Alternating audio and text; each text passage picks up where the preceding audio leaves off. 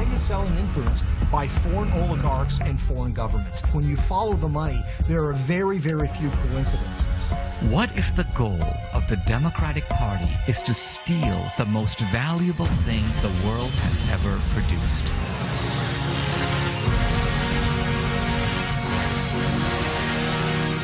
What if their plan is to steal America?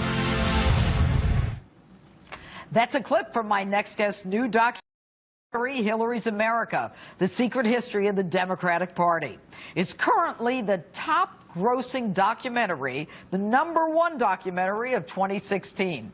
Filmmaker and author Dinesh DSouza joins me now. First of all, I guess congrats are in order. Thank you. You know, you are killing it with this. Well, the movie's timely, and you know, we opened it last weekend, so you had the whole big song and dance routine at the Democratic Convention, and we had a counter-narrative exposing all that nonsense in 1,200 theaters across the country. So I think it was a wonderful contrast. They were giving us the official story, we were giving people the real story. Let me ask you something. You know, if you watch, Dinesh, the two conventions, it appears that you know, the Democrats are trying to claim that they are the party of the people, the party of the underdog. Is that true? Well, first of all, I'm a non-white immigrant to America. I came to this country with $500 in my pocket, and I look for a country that has a ladder of opportunity, where someone who works hard can move up the ladder. Now, the Democrats initially always talk a good game. Welcome to the country. Welcome to the Democratic Party. We've got something for you. But what do they actually have for you? What they do is they let down a rope, and they say, we don't believe in the ladder. There are no ladders of opportunity. Hang on to this rope. We'll pull you up. But what they do is they pull you up a little bit, and they hold. And so you're suspended in midair, you're dependent on them. But they don't actually intend to pull you all the way to the top, because then you're going to walk off and say, I don't need the Democratic Party.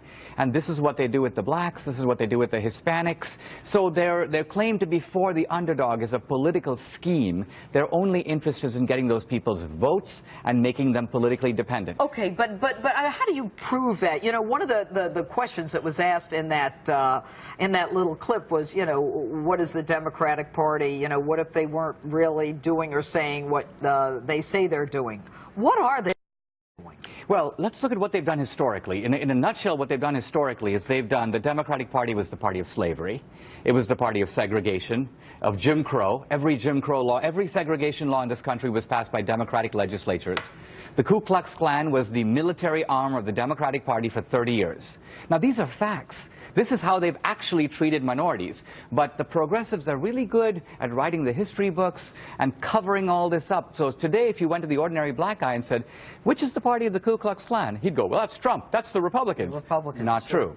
Now, today it's the same thing. The Democrats, I think, look at the Clintons. I mean, they've been on the make since the Arkansas days.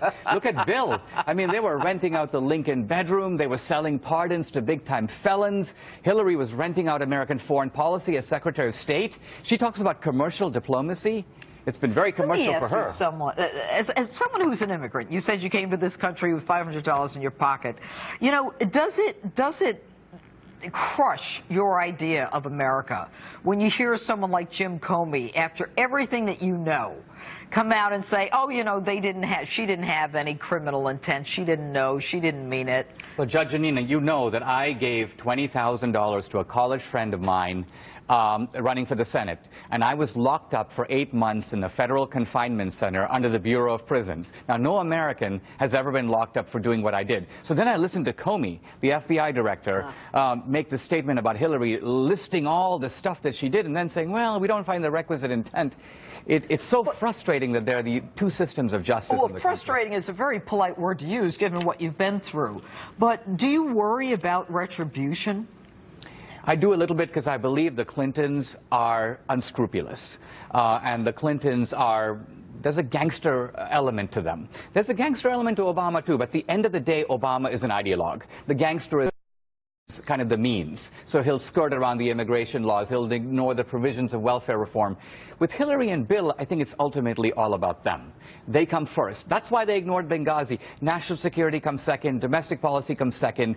The welfare of the Clintons comes first, and they'll put themselves ahead of everyone else.